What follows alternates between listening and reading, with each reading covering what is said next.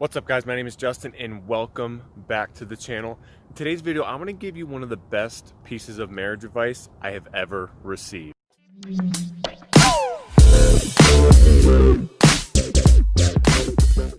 It's pretty early in the morning right now, so I'm drinking my pre-workout, trying to get some steps in before we hit this leg day session. But I wanted to share something with you that I was actually thinking about yesterday. Not because I was actually going through it, it was just something that was on my mind. This piece of advice I was actually given by my wife when we first met, that her dad shared with her. Now, this doesn't have to just be marriage advice. It can apply to any relationship. So whatever stage of your relationship you are in, you may find this helpful. When my wife and I first met, we got into a pretty bad argument, and normally I would try to be as stubborn as possible and wait for her to come to me to apologize.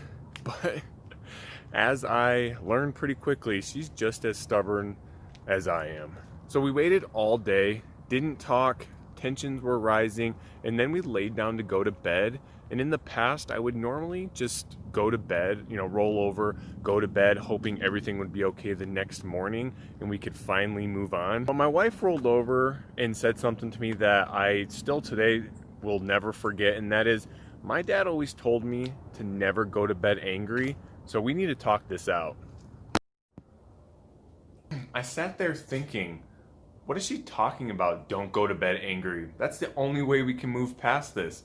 However, I learned real quick that I was wrong, and talking through whatever was going on before we went to bed was the better option. I've been married before, and we went to bed angry.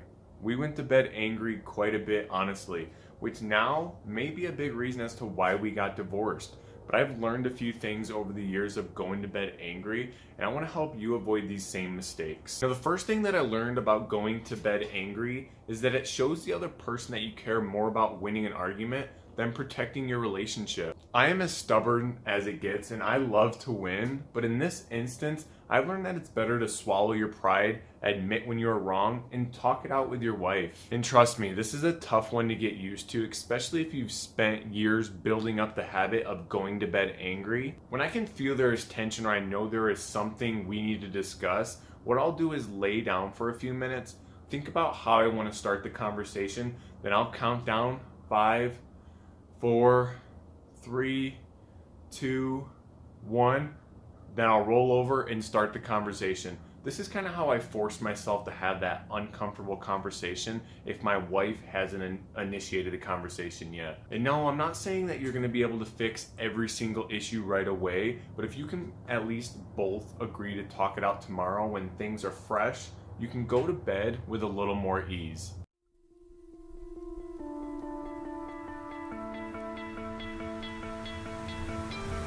You stole my heart of gold after my silver soul. Can you dig any deeper now?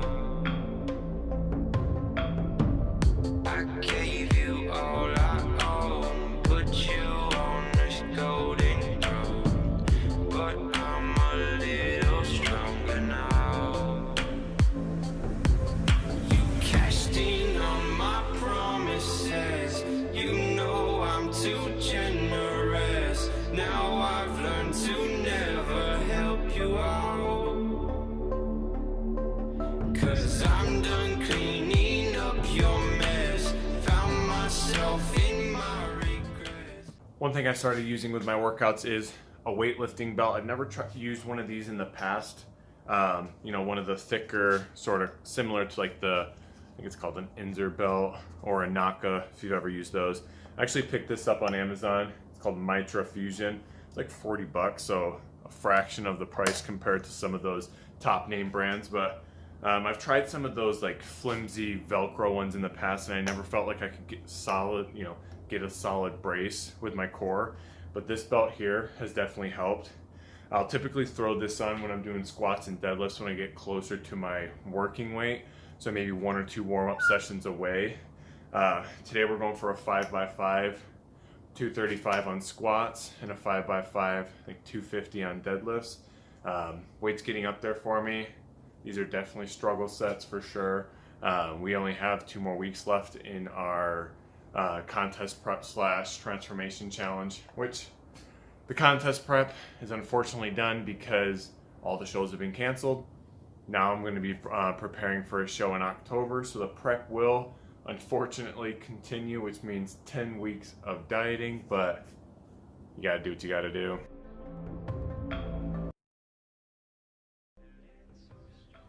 Casting on my promises, you know I'm too generous. Now I've learned to never help you out. So I'm getting ready to finish up my final set of squats, but I wanted to jump in and share one other thing that I've learned. So the second thing I learned kind of relates to the first one. If you go to bed angry, you have a hard time starting your day off on the right foot. Think about the last time you and your wife went to bed angry. When you woke up, you could probably still feel the tension. You walked around like you were walking on eggshells, most likely even left for work without telling your wife goodbye. I know I've done this before. This is definitely not something you want to get in the habit of doing. Going to bed in a good mood helps you start your day off on the right foot. You're more focused, you have more energy, and you're just in the right mindset. Going to bed angry builds up walls between you and your wife the next day, and it makes communicating even harder and harder over time. You want to start your day off in the right mindset, loving your wife and talking to your wife. You don't want anything to get in the way of that communication. Let's go ahead and get in this final set of squats. 235 for 5 reps.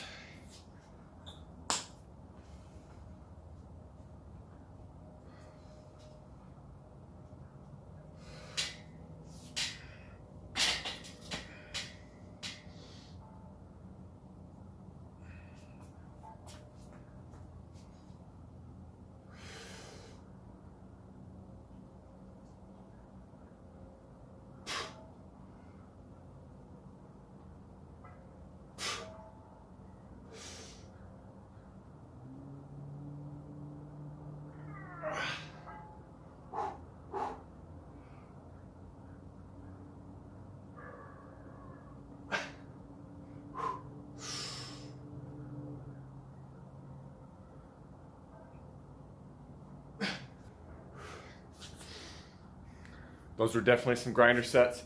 I have to go back and check my form just to make sure I was hitting depth, but 5 by 5, done.